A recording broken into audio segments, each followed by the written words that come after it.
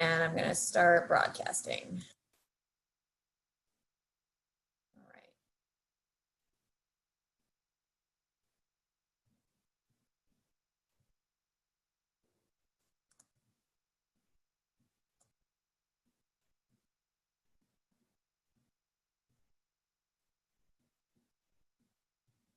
Good morning, folks. Welcome to our webinar today, Waste Not, Want Not, Florida-Friendly Landscaping. Got about 30 people in so far, that's good. We'll get started in a few minutes. We want to give everybody a chance to log into the webinar.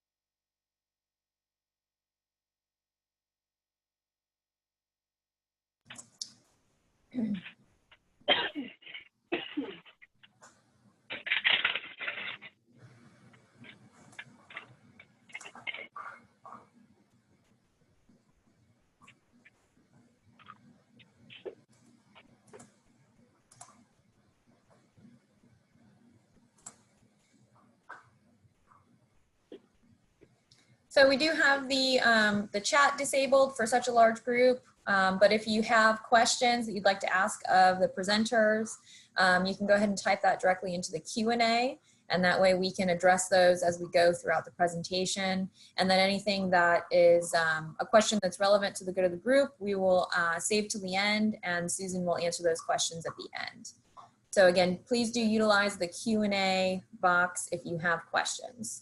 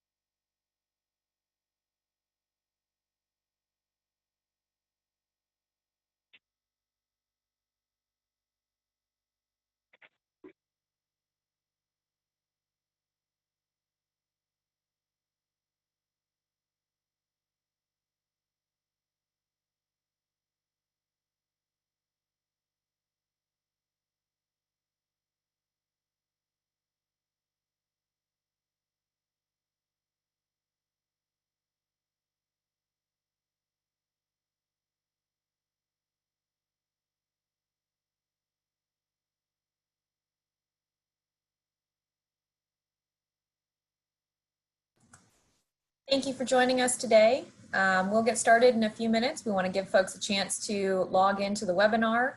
We do have the chat disabled, so please utilize the Q&A to ask questions. Once we have the majority of the folks registered in the webinar, we're going to go ahead and also stream this webinar on Facebook Live. So if you know of anyone who didn't register or wasn't able to or would like to watch later, you can find it on our Facebook page, Manatee Extension. And we'll get started in just a few. Thank you.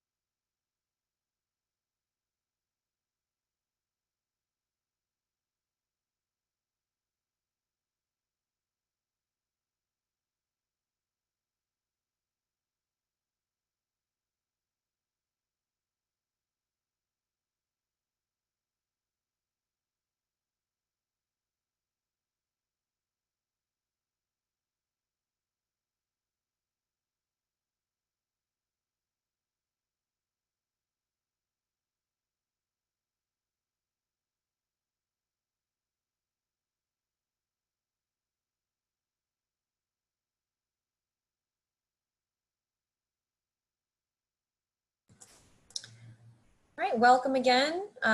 You are in the Manatee County Extension's Florida-Friendly Landscaping Waste Not, Want Not presentation. We'll be getting started in just a minute. I want to make sure we give everyone a chance to join us today. We will be recording this webinar and we will also be live streaming it on our Facebook page. So it will be available for viewing after the webinar is concluded. We have disabled the chat. If you're new to the group, you haven't heard, please utilize the Q&A function and we will address your questions either throughout the presentation or if there's something in there kind of generally for the good of the group, we'll go ahead and share that and Susan will answer that at the end of the presentation. Thank you all for joining us today. Got about 90 people.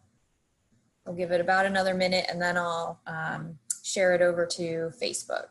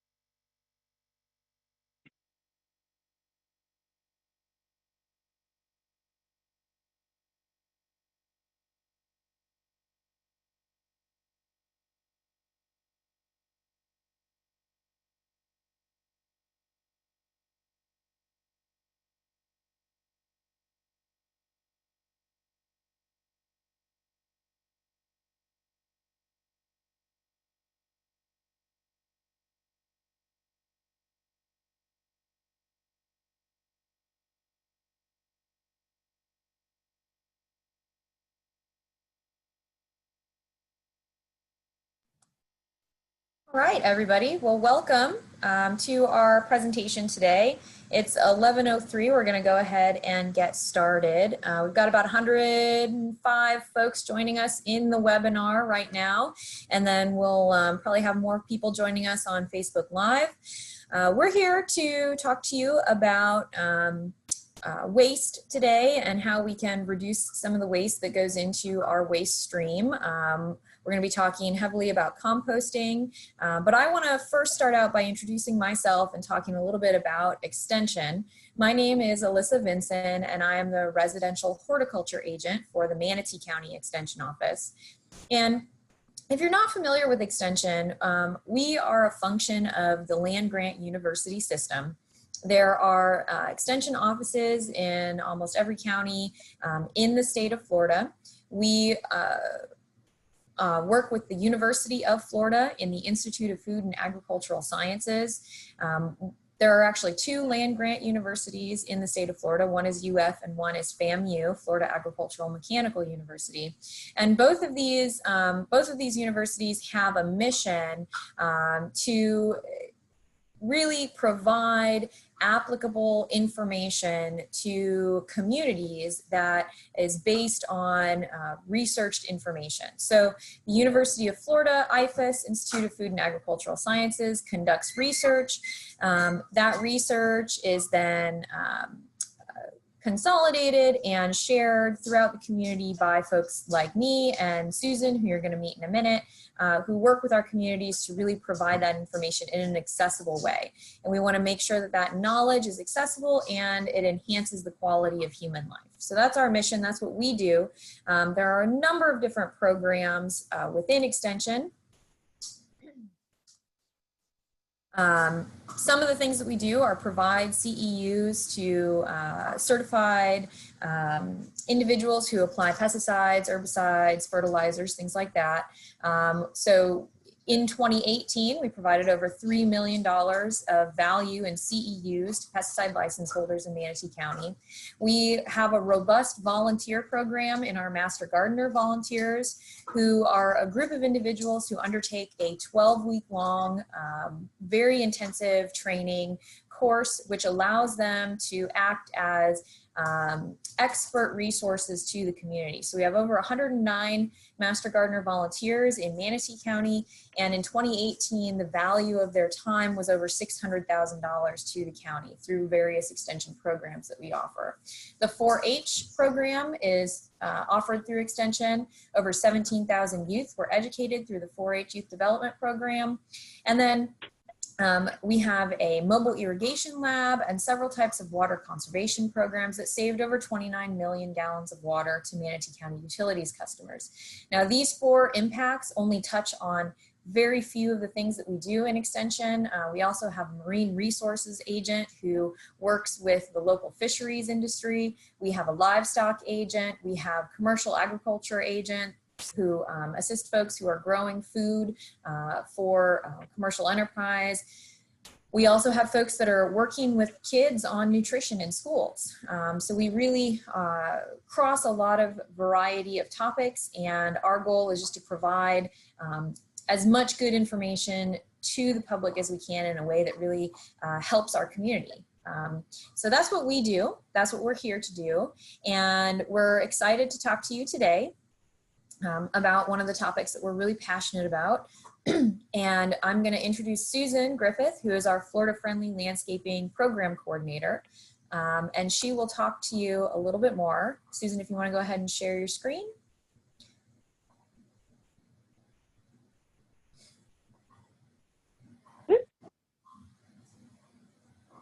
Oh gosh, hold on one second, I'm sorry.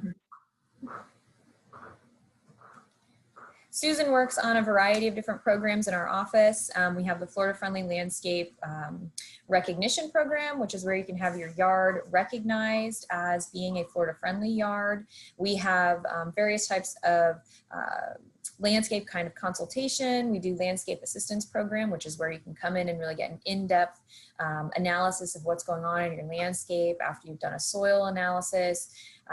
We also do rain barrel programs, composting programs, and all of those things are, again, offered to the public. We are currently operating in a distance format right now. So a lot of our educational programs are being offered in this kind of webinar format, but we anticipate opening back up to having some hands-on skills building workshops towards the end of the summer. So we appreciate your appreciate you being here today, and we hope you'll find the information useful. Okay, hopefully you can see my screen now. Nope, can't see it. Did you click the green share screen button?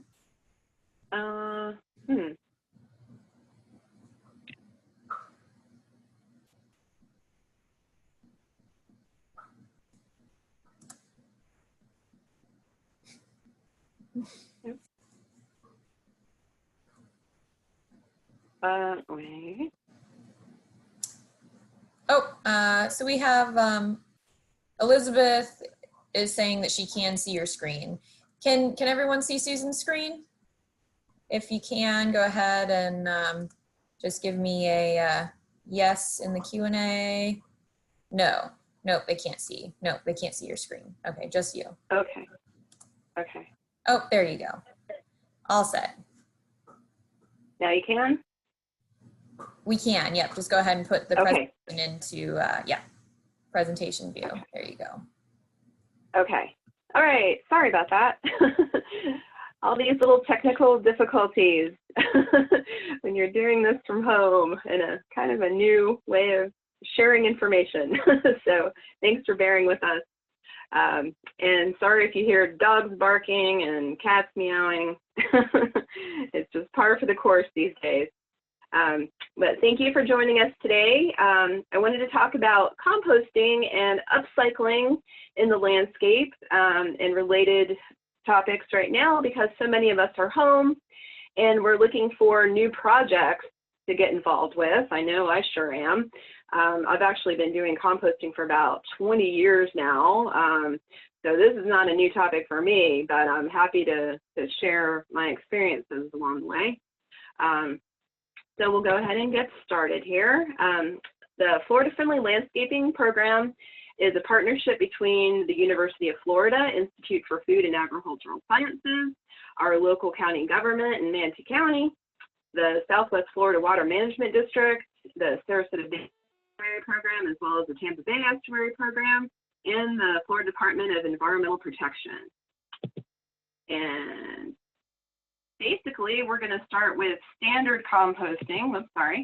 And everything you ever wanted to know about standard composting. Why compost? The benefits of composting. What can we compost? What can we not compost? The elements of composting, the critters that help us in our composting. The composting methods, there are different methods of it. Assembling a pile, managing your compost system, and how to use your compost. So why is composting important? Well, the simple answer there is our landfills are becoming overloaded because of, unfortunately, our rather disposable culture. So 95% of compostable material ends up in landfills instead of being upcycled into compost, which is a beneficial, environmentally friendly product. Around the world, several billion pounds of food goes into world landfills every year. And this is an image from a FLIR camera that captures gases being emitted.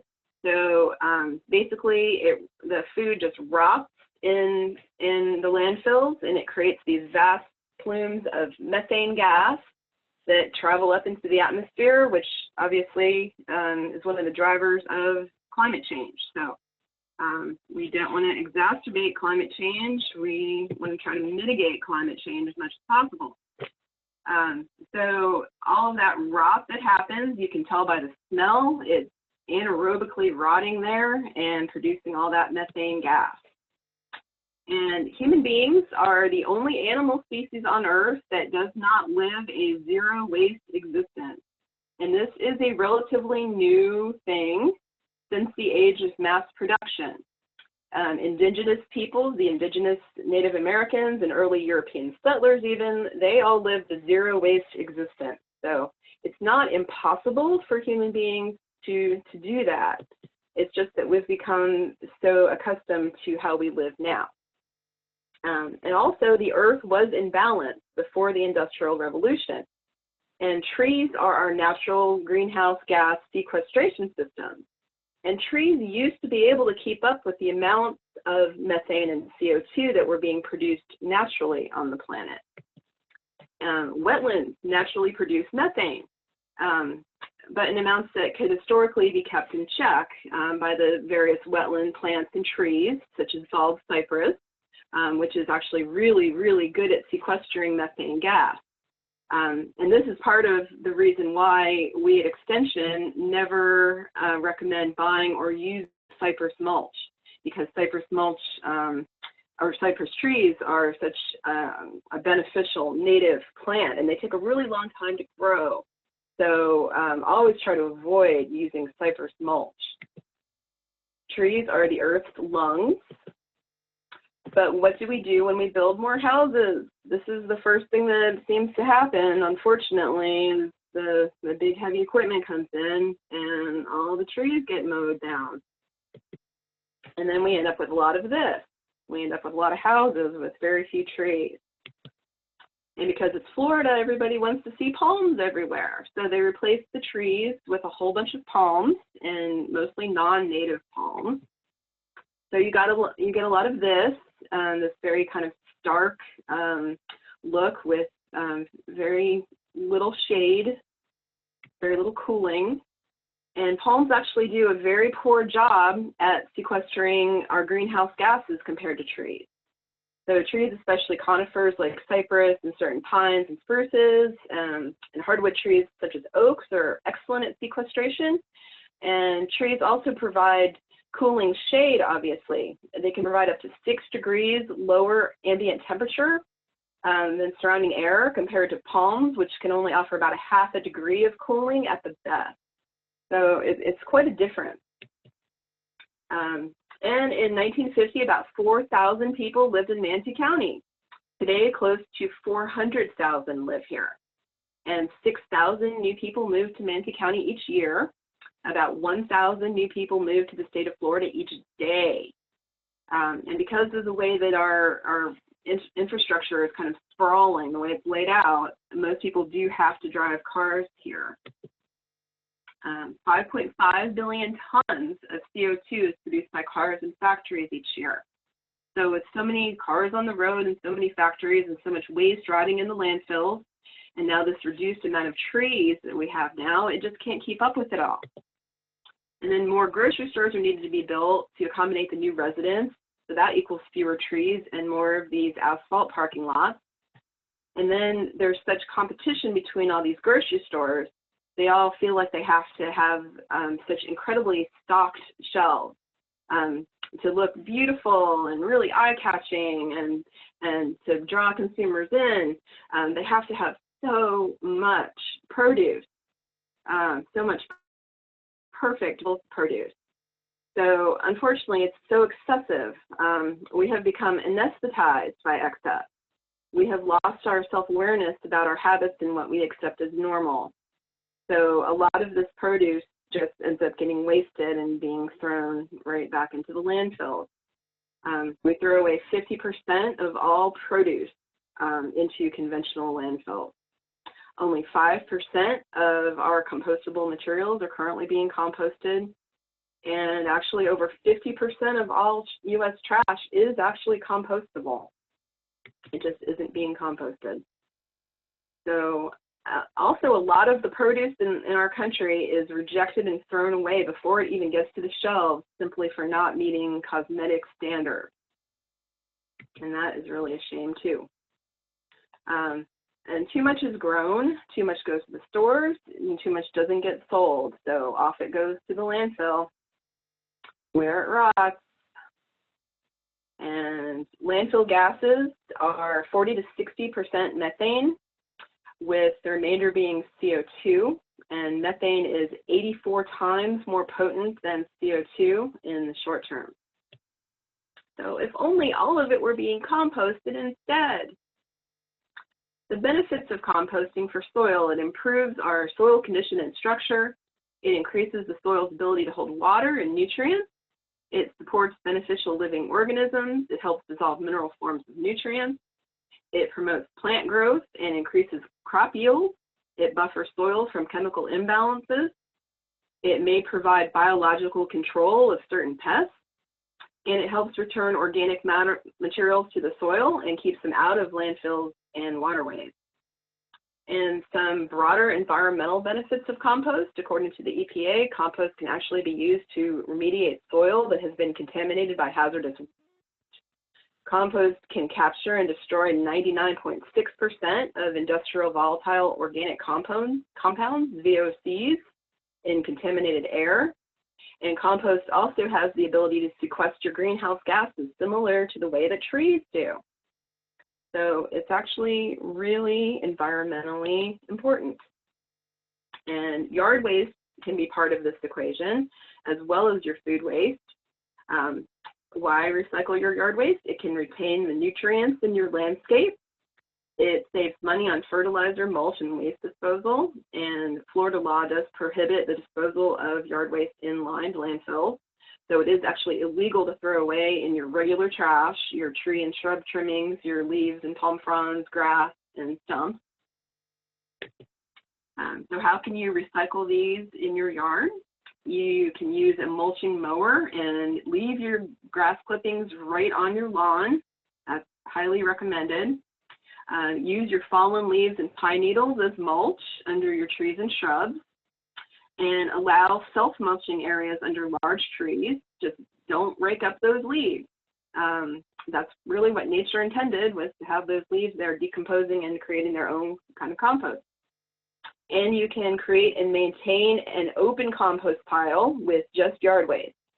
Now, with open compost piles, I will stress that I really don't recommend using open compost piles with food items added into them in Florida, or possibly anywhere else because of critters. But you can definitely do that with just your yard waste alone. But I do recommend using an enclosed bin, which we'll talk about in a little while, for when you're using food for composting. Okay, so the definitions of composting. Composting itself is the controlled decomposition of organic materials by microorganisms. So we're not just doing this on our own. This is actually a lot of help from our little tiny friends. Compost is partially decomposed organic matter. Humus is completely decomposed organic matter, not to be confused with hummus that we eat. Mulch is organic or inorganic material spread in a layer on the surface. So some of the benefits of composting to you: it disposes of food and yard waste through natural processes. It enhances the soil on your property and releases essential elements to plants. And compost, when it's finished, is rich black or dark brown, very sweet smelling, certainly no foul odors, very earthy smelling, crumbly. It's very soil-like, and it is comprised of all those partially decomposed organic matters. And the different methods of composting, like I mentioned up in this top corner, the bin composting is also referred to as layering. We'll talk about that a little bit in a minute. On the top right-hand side, the trench composting, that is another thing. I wanted to mention it because you may hear of this, but I have tried doing this before in Florida. And what happens is it's such it's not very deep. And critters do absolutely get in there and they start digging around. So I personally do not recommend trench composting. You can try it if you'd like, but you'll probably have a similar experience to what I experienced. And of course, the heap composting, again, I don't recommend using food scraps as part of that. And if you have a large property, you can use that for your yard waste in a very large scale. You can take up a lot of ground with that. If you have a smaller property and you need to keep it more contained, you can do a system like this on this side, where it shows an open system for yard waste, but contained in a pallet system. So you can recycle pallets at the same time, which is also a good thing. And hot or fast composting is the most specialized type of traditional composting. And we'll talk about that briefly as well. Basically, it's sort of like for the people that do yoga. If you are like most people, you just do the standard type of yoga and you're fine with that. But there's the few people that like to do the hot yoga. That's kind of how I correlate this as well. There are a few people who become sort of so expert at composting that they want to do the hot or the fast composting. So by all means, if you get to that point, that's great. 20 years into it, I'm still doing the cold or slow bin composting myself. The other is a lot of work. And then, of course, we're going to talk about a whole section on red wiggler worm composting, which is also referred to as vermicomposting, which is its own separate sort of bin composting. All right, so for traditional composting, what kinds of food scraps can go into your compost bin? On the yes side, we have apples, apple peels, cabbage, carrots, celery, coffee grounds, eggshells, lettuce, onion peels, pasta, both cooked and raw, pears, pineapples, potatoes, pumpkin shell, squash, tea leaves in bags. Just make sure you get the little staples out. Tomatoes, turnip leaves, and vegetable trimmings. On the no side, we have butter, bones, cheese, chicken, fish scraps, lard, mayonnaise, meat scraps, milk, peanut butter, salad dressing, vegetable oil, and yogurt. And here's even more things that you can compost. So you can see that it's really thinking outside the box with this one. Lots of different things: banana skins, dead insects, natural fibers such as cotton, linen, and wool. Just make sure that they are 100% natural fibers. If they're blends, you don't want that because it could contain petroleum products. Cottonseed meal, watermelon rinds, corn cobs even. They take a long time to decompose, but by all means you can do it. Human hair, you can use animal fur, kitchen scraps, of course. Sawdust, not treated. If you're using any kind of wood, always make sure that it's non-treated wood. You don't want to use that because of the chemicals that could be in it. Coffee grounds with paper filters, crop waste, flowers, peanut shells, you know, lots of different things. Again, another list of things: do not ever compost meat, human waste, treated woods, mayonnaise, charcoal briquettes. You want to be careful with weeds. You don't want to have a whole bunch of weeds in there, and you don't want to do invasive species of plants because they will just thrive in your compost. Grease, fats, oils, no chicken parts, no treated sawdust, no pressure treated wood products, no plywood, no pet feces, no used kitty litter, and no dairy products. All right, I mentioned hot composting. This is definitely the most specialized method, mostly because it takes so much work to make your particles really tiny. So for hot composting, no particles should be over 1/2 inch. So you can imagine how much time you'd be spending cutting things up. That's why I don't do this. I'm a lazy composter. I compost, but I'm lazy about it. And there's nothing wrong with that. Balance of carbon items such as sawdust, wood chips, corn plant parts, etc.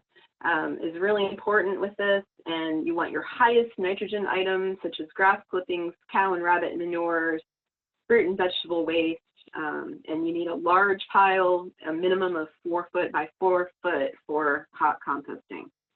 Another difference of hot composting is it's tended much more regularly, so you mix it up rather than layering it. In cold composting, you layer your items.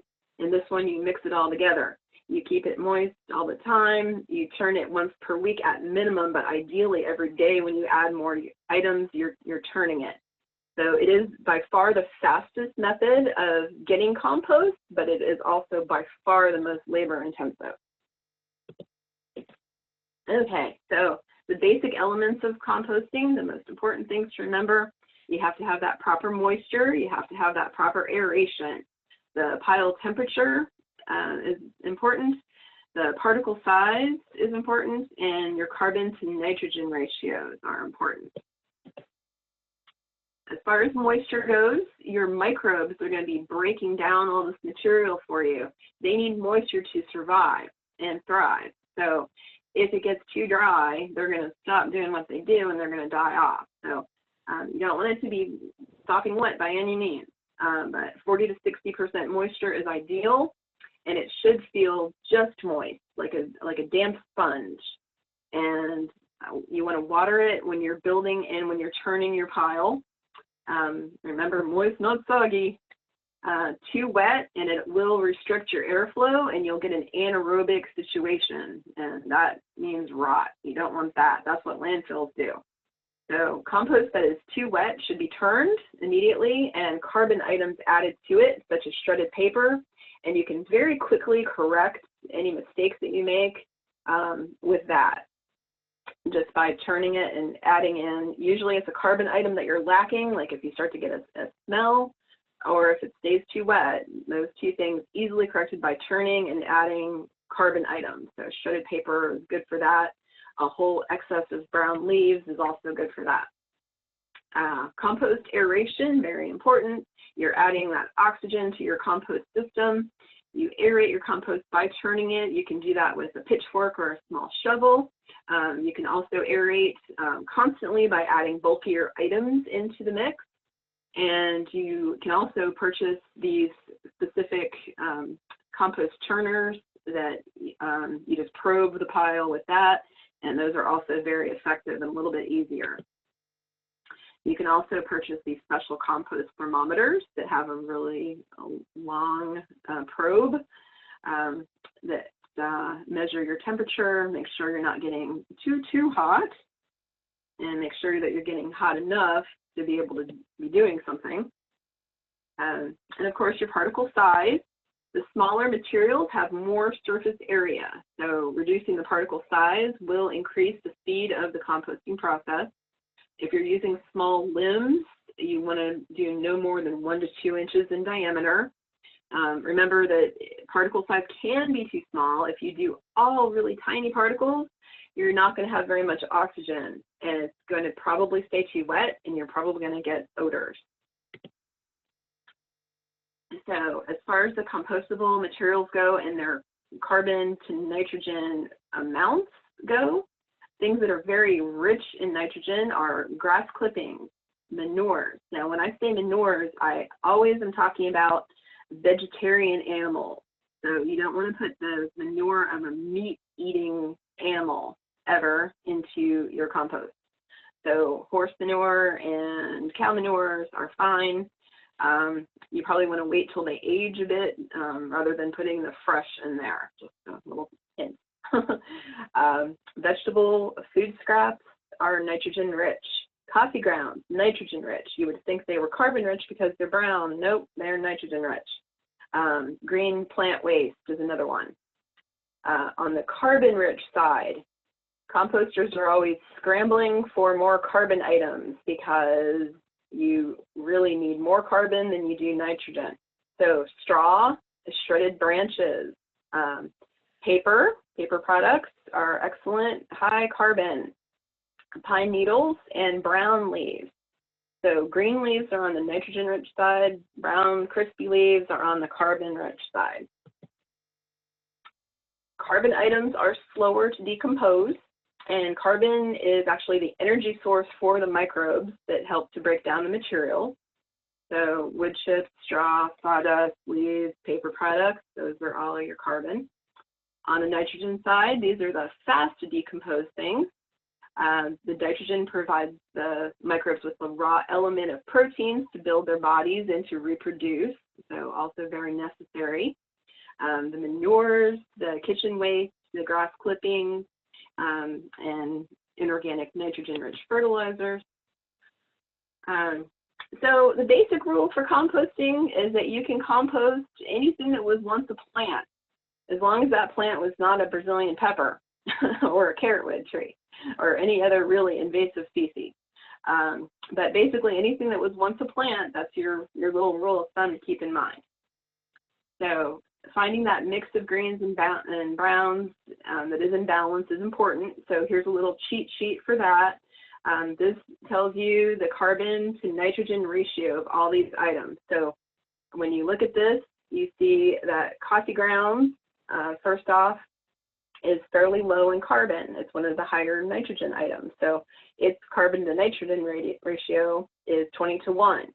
And you look down here at newspaper is more like 150:1, so very high carbon. And same with pine needles, about 110:1. You look down a little further, sawdust and wood, 600:1 carbon versus nitrogen. So it's you know, you can get a good idea of how much carbon you're putting in with this little chart here. And when you're assembling your pile, you do want to shoot for about 3 times as many carbon items as nitrogen. That's the easiest way to explain it.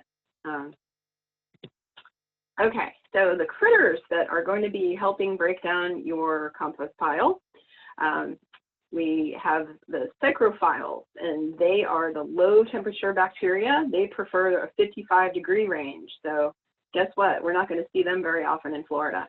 The mesophiles are the medium temperature bacteria in the 70 to 90-degree range. And then the thermophiles are the high temperature bacteria. They live in 100 to 200 degrees. They can survive that, but they really prefer living in 105 to 140 maximum. The actinomycetes are your medium temperature colonizers. And actually the characteristic earthy smell of compost is caused by actinomycetes. And they are a form of fungi-like bacteria that form long thread-like branch filaments that look like gray spider webs throughout your compost. You can actually see those pretty easily. There are different species of actinomycetes that predominate during each phase, but most are easily seen in the early stages and in the outer 10 to 15 centimeters of the pile. They are the primary decomposers of tough plant materials like bark, newspaper, and woody stems, and they're really effective at attacking the tough raw plant tissue and softening them up for their less enterprising relatives, such as the fungi. And fungi they're like simple plants that lack chlorophyll, which is, of course, the green pigment that allows most plants to convert sunlight into carbohydrate, photosynthesis. Fungi are not able to do that because they lack chlorophyll. So instead, most fungi obtain their nutrients from dead plant material. So they're one of the most important decomposers in the natural world. And fungi are active in the later stages of the compost pile, where they finish the decomposition of materials that are partially decomposed by bacteria. And soldier fly larvae, these guys are not beautiful by any means, but they are really effective partners in the composting process. The adults don't need to eat this kind of stuff, but the larvae are absolutely voracious. And if you find these in your bin, they will definitely help with the breakdown of your compost. So selecting your bin, again, for your yard waste, it's okay to have one of these open systems, but I really would highly recommend getting a closed system for your food scraps. I would definitely not recommend a bench, a compost bench. That's in here just because it's so peculiar. If you've ever spent any time at all poking around in compost, you know that you don't want to be sitting on top of compost because there's all kinds of critters in there that you don't want to have crawling up your skirt. So yeah, the compost bench is quite an oddity. Another thing people ask all the time, does it make any difference whether I have one of these rotating bins that's off the ground? I say kind of yes. I mean, I've worked with both, and the ones that are off the ground, they do work. They are easier, definitely, especially if you have, you know, difficulty with bending and lifting things. That's probably going to be your go-to. But if you don't, you're probably going to get a little bit better action out of the assist that you get out of the additional insects, invertebrates that are going to be inhabiting your on the ground with an open bottom bin rather than one that's up off the ground completely enclosed. Okay, so selecting a location. A lot of people ask, can it be in the sun? Sure, it can be in the sun, it can be in the shade, it can be really anywhere. You need level ground, you need a well-draining surface, you need it to be near a source of water, so you can keep it watered a little bit. Every time you add more things to it, you want to add a little bit more water, keep up that moisture. You want to have it at least 2 feet from any structure. Betty here in the picture is a little close to that fence, so you want to make sure it's, you know, definitely far enough away. And you would need it to be close enough to the source of your material so you're not lugging your stuff, you know, 5 acres away. Assembling your pile, assuming that we're all going to be starting off doing the cold bin easy composting, it's really just a matter of layering. So you start off the bottom with a layer of twigs and small branches and some mulch, and that allows the air to circulate up a little bit better. And then you want to just keep layering your materials and alternating your nitrogen and your carbon items. So you can put in a layer of your nitrogen items and then always finish. Every time you walk away from your bin, you want to finish with a layer of carbon. And that will definitely help you keep away critters, and it will help keep any kind of smell from emanating. And of course, you're constantly adding a little bit of water each time to moisten, but never soak. So the different things that you're going to be doing to manage your compost are monitoring it, mixing it and turning it, finishing and curing it, and screening it. So mostly when you're monitoring for smell and moisture and temperature. So you'll know right away if it smells. And again, if you were right in front of me, I'd be asking you to raise your hands. What do you do when you have smell? You turn it and you add more carbon items, right? And that'll take care of that smell right away. It just means that you just have a little bit too much nitrogen, so your ratios are off if you have smell. Your moisture can play a part of that too. If it's too wet, you're going to get that anaerobic, not enough oxygen problem. So again, you can have smell because of that. And your temperature should be around 130 degrees maximum. That's really about best. If the temperature starts to exceed 155, even your thermophiles, your heat-loving bacteria, are going to start to die off, and you don't want that to happen. Mixing and turning has many benefits. You're adding oxygen, you're helping to destroy undesirables, you're reducing odor problems, and you're breaking up clumps and layers. So mixing and turning, very important. Finishing and curing, there are many terms for compost that is ready to use. It's sometimes called stable or finished or mature. And the signs that your compost is ready to use, your pile will have shrunken significantly, up to 1/2 of its original volume. The organic materials that you put in are no longer recognizable for what they were. And if you're using a hot composting method, the pile will no longer be generating a significant amount of heat. And the compost will have a dark, crumbly appearance that has a nice earthy odor to it. Screening it, as you screen, you will invariably have some larger particles such as this, and that's fine. What you do is you just throw those back in to go around for another round. You collect your mature compost when it's dark and soil-like and earthy smelling, like I said. Remove the larger pieces, return them to start again. And here's a few ways that you can use your finished compost. You can use it as a soil amendment to just dig it right into your soil in the ground. You can use it as an element of your potting mixes. You can use it as mulch, so top dressing around your plants. And you can also make compost tea out of it. And here's a very simple recipe for that. You just fill a woven bag, either like cheesecloth or burlap, something like that that's very porous, with your finished compost, and place that in a barrel or bucket of water. Let it sit for an hour. Remove the bag and use that compost tea to water plants. So this is definitely not tea you drink. This is tea that your plants will drink. Okay, here are a few online resources for composting information online. Leave that up for a moment. And now we're going to start talking about the next type of composting, which is vermicomposting, or composting with red wiggler worms.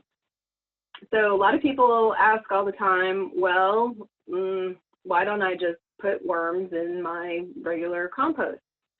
Well, it doesn't quite work that way very well. Now, you will occasionally get some worms, some regular native earthworms in the bottom of your compost that you're doing outside, and that's perfectly fine. But they're not going to want to stick around. Those guys burrow and they travel. They're not ideal composting worms, let's put it that way. They may help to do a little bit of aeration for you, but these red wiggler worms are really what you want for vermicomposting. They are incredibly efficient at breaking down food items. So it's not just any worm will do. Excuse me. Pardon me. You really do need this special genus of worm called Eisenia. And Eisenia fetida is the red wiggler worm, and it is by far the most successful of the composting worms. They are very small, thin, pink worms, and they're only about the diameter of overcooked spaghetti. So they're very small. Here's briefly just the anatomy of a worm. I wanted to point out to you that worms are interesting because they do have 5 hearts, and they actually have a crop and a gizzard, just like chickens have. So that means they do need a little bit of grit in order to digest anything. So keep that in mind if you're going to be composting with worms. Excuse me. Red wiggler composting worms are epigeic worms, which means they live in the top 10 inches or so of the soil. And that is really what you want in a composting worm. They're actually really readily adaptable to captivity and to dietary changes. They're the most tolerant of temperatures than any other worm. They eat way more, reproduce faster and in greater numbers than the deeper burrowing anesic worms. And anesic worms are like the common night crawlers. There are lots of different species of night crawlers, and if you do order worms online, just be sure you don't purchase night crawlers. I have heard horror stories from people who have mistakenly ordered this type of worm, and they don't like to be contained. So they immediately want to crawl out of the bin, and people find them all over their floor. So you definitely want the red wiggler, Eisenia fetida, if you're going to be doing this at home. And they also like to really burrow really deeply. So the red wiggler worms aren't burrowers. They're going to be perfectly content to live forever in your bin. They begin to breed after 60 to 90 days. They grow for 9 months and live 4 to 6 years. So if your worms are happy, you'll see small yellowish, roundish little eggs that will soon release tiny baby worms. Baby worms are so tiny, they're called threads. You can barely see them. My eyes are poor, so I have to use a microscope to see them. A pound of worms can more than double its population in 3 to 4 months if the conditions are ideal. So you can become a worm farmer very quickly. When red wiggler egg cocoons are first laid, they're a rather pale yellow color, so they're very easy to see. But as they mature, they change to more of a reddish brown that's really difficult to see. Eggs will usually contain 6 or more threads. So if you're seeing eggs, you're doing the right things, you're providing a good environment, and your worms are breeding. Here is the type of bin that is generally recommended for vermicomposting.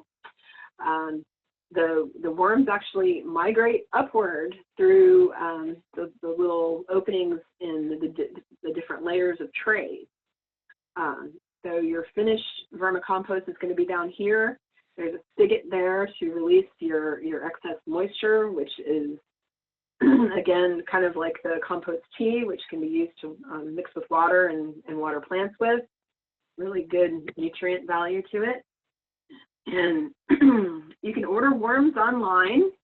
You can get those red wigglers online and have them shipped to your home.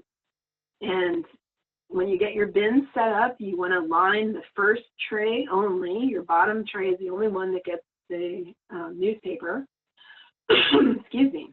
Then you mix together and moisten shredded paper and coconut core, which is going to be the bedding that the worms live in. And there's just 5 easy steps to setting up your worm bin. You lay down that one dry layer of newspaper. Excuse me, need some water. And you can buy big bags of coconut core for about $12 to $20 for 2 cubic feet, and that will last you about 6 months. And the worm bins that you purchase, which we do actually sell at Extension if you're interested, they come with a brick of coconut core that you just break it up and you wet it. And be sure whenever you use water with the worms, just use distilled water. or you can leave regular tap water out overnight for 24 hours, and all the bad stuff will kind of dissipate, and you can use it then. Then you add in your shredded newspaper with your core. Just make sure with shredded newspaper and junk mail that there's no shiny pages and no plastic windows from the envelopes. Just remove those first before you shred. You should have about 10 parts of the coconut core to about 3 parts of paper products. Mix it up well, and your bedding should feel just moist, again, like a just wrung sponge, just like the other type of compost. Nothing should ever be too soppy wet. And then you want to add a layer of moistened newspaper on top, and you wait for your worms to arrive. And when you're buying worms online, if you can't find them locally, just remember they have to be shipped overnight, so that'll cost a little extra, and they will be labeled live animals because they are live animals.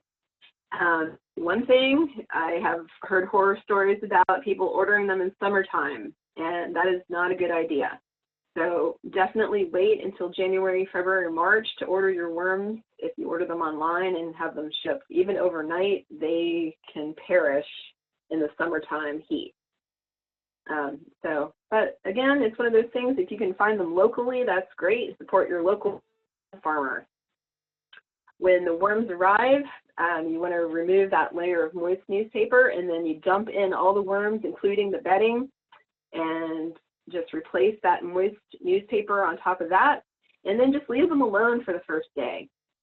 First 24 hours, just leave them alone. Don't even try to feed them.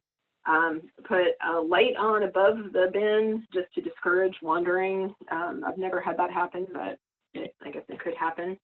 On the second day after your worms arrive, you can start feeding them. They love things like watermelon rind. They just go crazy over that. And sweet potatoes, I spoil my worms because, I don't know, I like my worms. I've had them for a long time. So I actually buy extra sweet potatoes for them sometimes when I cook them. I know. But they'll eat scraps of most things. There are a few things that they don't like, and we'll talk about that in a minute. But they are really quick composters. So anybody who's impatient like me, this is a great way to create compost really quickly. And kids love worms. Kids are endlessly fascinated by worm composting. They just can't get over it, and they really enjoy it. So if you want to keep your kids and your grandkids entertained, just buy them a worm bin composting system. Bedding should comprise 50% of the material in the top feeding tray, and you want to keep checking daily and adding food for them as needed. You want to add enough food over the next 4 to 6 weeks to keep your feeding tray within an inch from the top. Wait a few weeks until they've eaten a lot of that food, and at that point it's time to add another tray of bedding on top of that one. The worms will migrate up into that and start eating that new food, and then you're going to be harvesting from the bottom. So some of the things that they don't like to eat, they don't like onion, garlic, or citrus. It's just too strong. And the citrus will attract fruit flies indoors, so you don't want that. And pineapple even is too acidic, so avoid that. No fats, again, no oily foods, meats, dairy, salty, spicy, processed foods. You don't want to give those to your worms. You can grind up your eggshells. They do need them. Remember the crop and gizzard. But they can only use them if they're ground up. You can also sprinkle a little bit of sand in there too, and that's fine. For the greens, you can use the vegetable and fruit scraps, your plain pasta, tea bags, and coffee grounds with the filters. That's all fine to put in there. Excuse me. For browns, the carbon items, you want to use shredded newspaper, just not the shiny ads. You can use shredded cardboard, paper, egg cartons, if you get those. Paper kind, you can rip those up. Dry leaves are fine. And you can shred your junk mail, but again, remember to remove the plastic envelopes first. Plastics will definitely hurt them. And try not to be a worm murderer. It does happen sometimes. If you stop feeding, if you happen to forget about your worms for a while, or you go on a long vacation and don't change the bedding.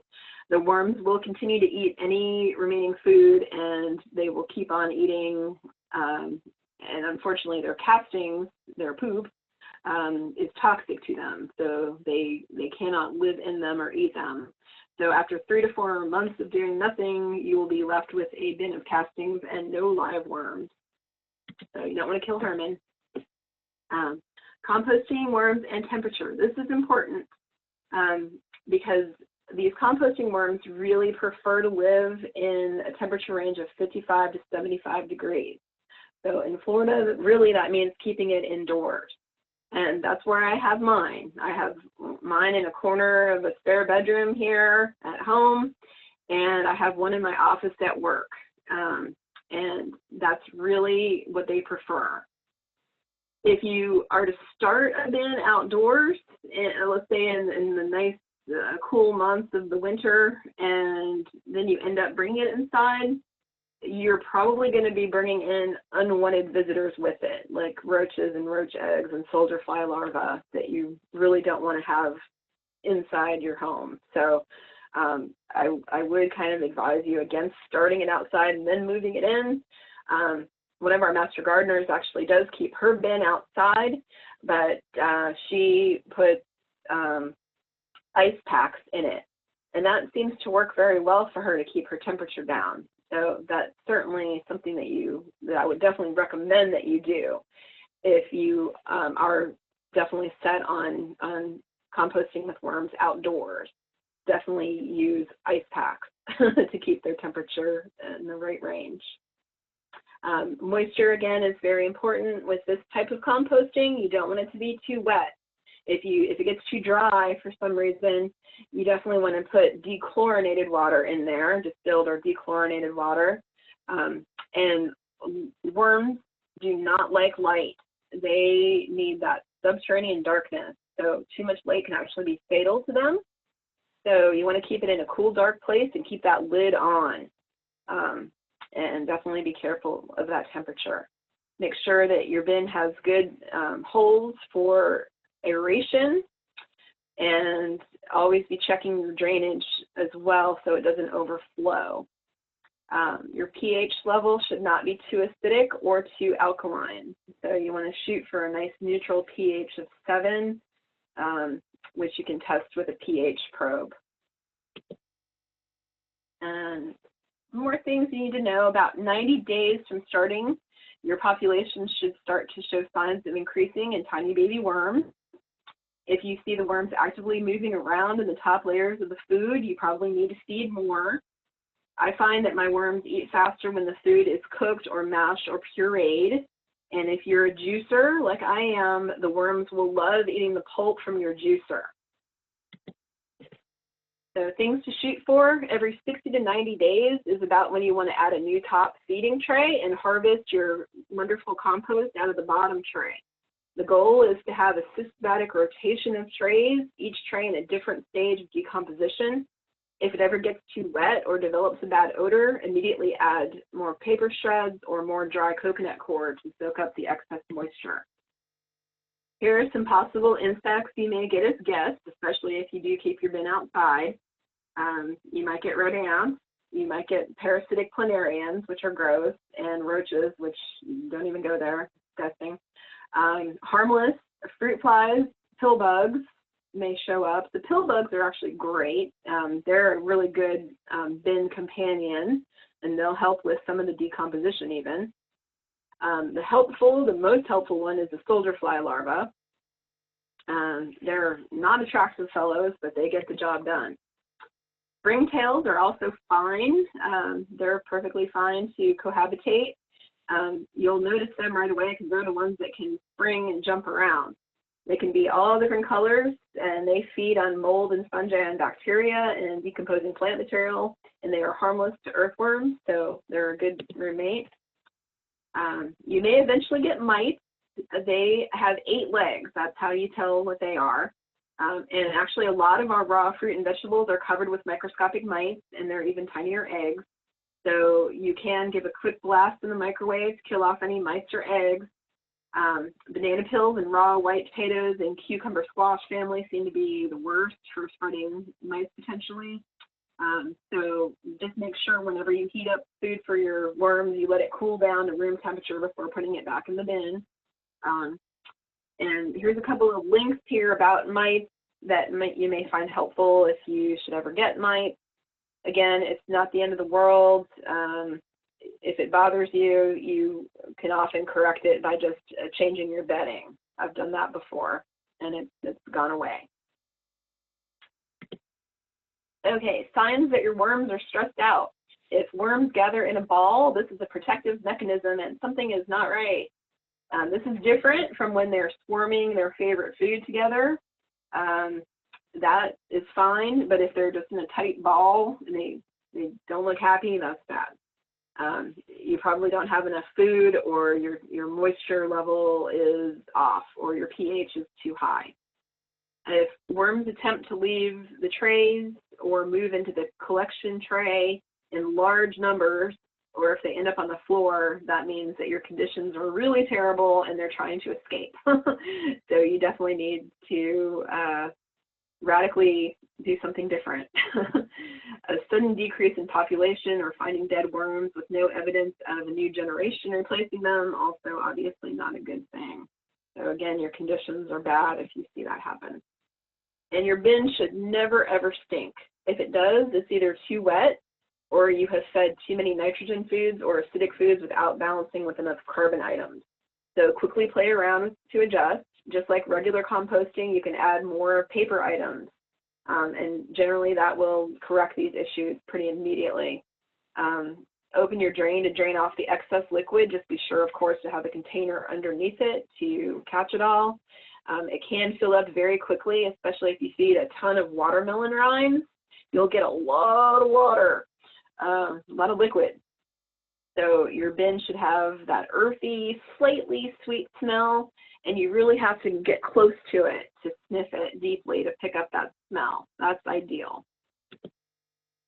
The worm castings, the poop, is going to comprise 70 to 80% of the total compost, and the other organic materials will continue to break down and compost.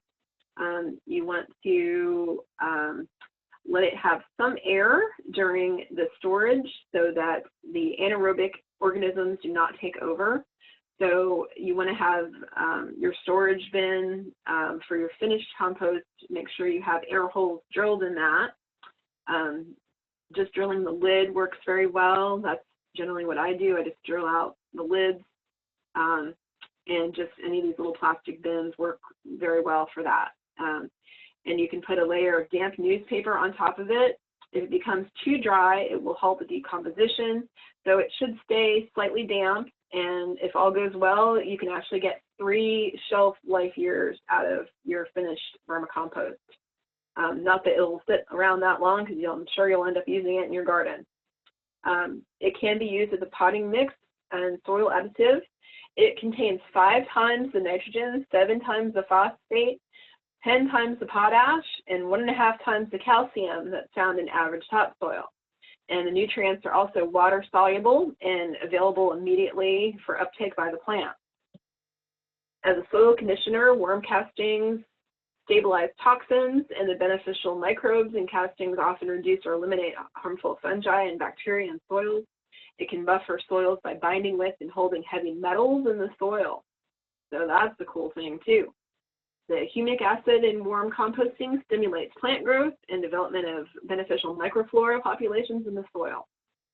Worm castings also increase the ability of soil to hold moisture, as well as forming aggregates of minerals that help to prevent soil erosion and soil compaction. So it's very beneficial. One application of 5 to 10% mixed with potting soil will last for about 6 months before you need, or 3 months, I'm sorry, before you need to reapply or fertilize with other products. Worm castings will not burn your plants or roots. Worm castings actually suppress damping off in new seed starts, and you can also make compost tea. This is very simple. You just need to use non-chlorinated water, let it sit out for 24 hours, or use distilled water, and just add 2 tablespoons of vermicompost to 1 quart of water. and allow it to steep for a day, mixing it occasionally. And you can water your plants with this tea to help make nutrients in the soil more available to your plants. And here's a very old book, but also highly recommended for more information on worm composting. It's called Worms Eat My Garbage by Mary Abeloff, and it is available on Amazon probably for a pretty good price. And of course, you can also do a DIY worm bin and make your own worm bin yourself with a drill and a large plastic bin. And here are some online resources for worm composting. Now, keep in mind, like one of these is UC Davis. So some of their advice may not be appropriate for Florida because of our hotter weather, our hotter and wetter weather. So like advice from California may tell you that it's okay to keep a worm bin in your garage. Well, we know here that would be way too hot. So it may say to keep it outside in the summer months where it's pleasant in some states, here not so much. So just keep that in mind when you go to sites that may be from other states. Okay, we're going to finish up our presentation today with "You're Throwing That Away," recycling and upcycling ideas for the landscape. So today we're kind of all about how to divert materials from the landfill. So we can hopefully upcycle some ordinary items and use them creatively, so that we're not throwing more things in the landfill. If you build your own bee house, you can build a bee bungalow out of spare wood scraps. I know I always have a lot of spare wood scraps around, and bamboo. Bamboo always needs a good trimming, so you can very easily spend an afternoon and make your own little bee house, and mason bees will come and visit you. Oops. Sorry. Consider leaving a snag, which is a dead tree. A snag is a fancy word for a dead tree. They can be beautiful. They can be sculpturally beautiful, and they also really serve a great ecological purpose. They attract a wealth of wildlife. Many species of animals will use them for nesting and for feeding. Just make sure that they are safe, not too tall, and with no danger of falling on structures, cars, or people. And they can be beautiful just as they are, or they can be beautiful with plants added to them as well. You can make your own natural planters, or you can make them into artwork like this person did. And here are some creative reuses for healthy prune tree parts and driftwood using bromeliads and some orchids here. So you can get really creative. Some people may not know that you can actually just kind of stick a bromeliad or an orchid on top of a piece of wood, and it is perfectly happy. That is the natural habitat for these plants. So they don't need to be in pots. Repurposing as planters, almost anything under the sun can be repurposed into a planter. There are really endless possibilities. Before you throw something away, always be thinking, can I turn this into a planter? All it needs is proper drainage holes drilled in it, and hey, you've got yourself a planter. This was an old 3-tier fountain that someone was throwing away, and look at how beautiful it is as this gorgeous succulent garden. And old bird bath, same way. If you ever see someone throwing away an old bird bath on the side of the road, screech the car to a halt and grab it and drill holes for drainage, and you've got a beautiful succulent planter. And some of the best containers are not store-bought. Look at how lovely this piece of wood is used as a succulent planter. And if you have a broken clay pot, don't throw that in the landfill. Turn it into a fairy garden. This is the most perfect gardening activities for kids and grandkids. If you've got bored kids around the house and a broken pot, there's like 6 hours of your time right there you can spend building these wonderful little gardens, and you can have them male themed and female themed, whatever you want to do with them. I've seen them do little like race car scenes, like a Monte Carlo car race for boys. It's really cute. So sky's the limit. Any palette that you end up with, you can turn it into a vertical garden. And old shoe bags work beautifully for growing herbs, and you just need to poke little holes in the bottom and voila, you have a nice little herb garden going, especially for tight spaces. And old picture frames can make excellent hanging succulent frames. Succulents are perfectly happy growing just like that. So you can get really creative with repurposing old items rather than throwing them away. There's an old wheelbarrow that was made into, excuse me, a beautiful planter. An old barbecue grill that someone did not want to throw away. They made it into a beautiful planter. And even an old sink can be used. Even old tires can be made beautiful. So with a little bit of ombre paintwork here, it's really amazing what you can do with an old tire. The ideas are as endless as the imagination. Here is an old watering can that became a succulent planter, an old bicycle, and an old colander became a lovely hanging basket with great drainage. And you really, literally can make a planter out of anything. These are what I call the divorce slides. Like, well, you can do this, but your spouse might divorce you if you do this. And especially the last one. So, yeah. All right. Well, that's it for all of our upcycling advice today. Thank you for joining us. Please, in your landscape, follow the 9 principles of Florida-friendly landscaping. Right plant, right place, water efficiently, mulch, recycle in the landscape, fertilize appropriately, manage yard pests responsibly, reduce stormwater runoff, provide for wildlife, and protect the waterfront. And if you're already doing all these things and you want us to come and visit your yard so you can show it off to us, we are happy to do that, and we will bring you this beautiful sign to show that you are Florida friendly. So if you'd like for us to do that and you'd like to get a sign in your yard, please contact me at this email here, sjgriffith@ufl.edu. Awesome. Thank you so And much. if you have any gardening questions right now, unfortunately, our plant clinic is still closed to the public, but please feel free to email us all of your gardening questions and pictures to minitymg@gmail.com. And thank you very, very much. Yeah, thank you, everyone. I wanted to have an opportunity. One of the most common questions that we got in the Q&A, Susan, was about how long it takes for the different types of compost to be ready to use. So is there a general time frame for hot composting, cold composting, and worm composting that you could give to people to give them an idea about like when they should go harvest their compost?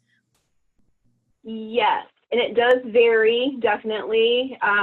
The hot composting is going to be the fastest, of course. So that's, generally speaking, you can expect 3 months you can harvest compost from hot composting. Cold layered composting in a bin is going to be more like 6 to 9 months. I would lean more on the 9 months with that one, depending on how actively you're turning, basically. So 6 to 9 months with the standard type. With worm composting, it's very fast. So worm compost is going to be more like 90 days before you can start to harvest your bottom tray of finished vermicast. Perfect. Great. And then one other question that I thought would be good for the good of the group was If you're using compost in your garden, does that completely replace needing to use fertilizer? For the most part, yes, other than specialty items such as fruit trees. If you have fruit trees, avocados, mangoes, that sort of thing, I would still go ahead and purchase specific fruit tree fertilizers for those items myself. I think it probably is, at least my fruit trees are very, very important to me. So that's the one thing in my yard that I do fertilize, especially. But everything else, basically, everything else can be fertilized with these composts successfully. Yeah, and one of the things I love about compost is that since our soil is so sandy and pretty nutrient poor to begin with in Florida, if you're adding compost to your soil, you're really going to be holding a lot more water in your soil as well. So you're going to have to water less frequently. So you can actually see a decrease in water use, which I think is really great too. So thank you so Absolutely. much. And thank you everybody that stuck it out the whole time. We will be sending the recording to everybody that was registered for the webinar, and that's all we have for you. So I hope you had a good day. Enjoy it. I hope you get outside and do some gardening and some composting. Thank you, everyone.